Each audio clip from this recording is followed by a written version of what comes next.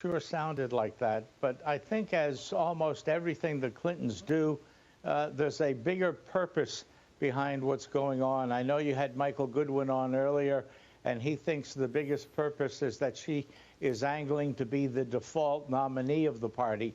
But I think there's a slight variation to that. I think she's actually angling to be the vice presidential nominee, hoping that the party will understand that if Biden is the nominee, they've got to have a backup there that the public has confidence in, at least the Democratic side of the public has confidence in, might do the job. And since the party laid hands on her last time as the nominee, she probably feels that she can make the credible case that she would be the better alternative if Biden has to yield control of government.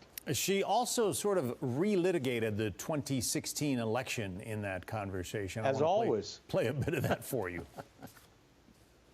His failure and the behavior of a lot of his top aides and certainly many of his supporters up to the convention, at the convention, and even up to Election Day was not helpful.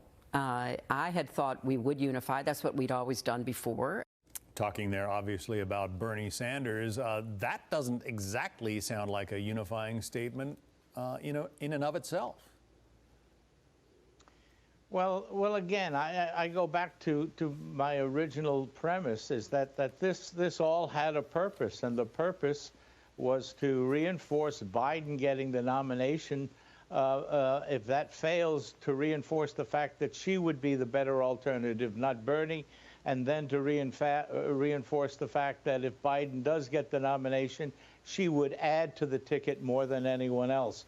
It's all structured around the Clinton agenda, not the agenda of the Democratic Party. But she was obviously a failed presidential candidate in 2008, a failed presidential candidate in 2016. Do you really think the party would stomach her as a vice presidential candidate? And would she want to be vice president? Look, there's still a long time for public debate between Biden and Sanders. And if Biden begins to fall apart even more than he has fallen apart with his gaffes to date, the party is desperately going to be looking for a third alternative, and that's what she's counting on, by either being the alternative at the top of the ticket or being the alternative as number two. John Sununu, former governor, former White House chief of staff. Governor, thank you.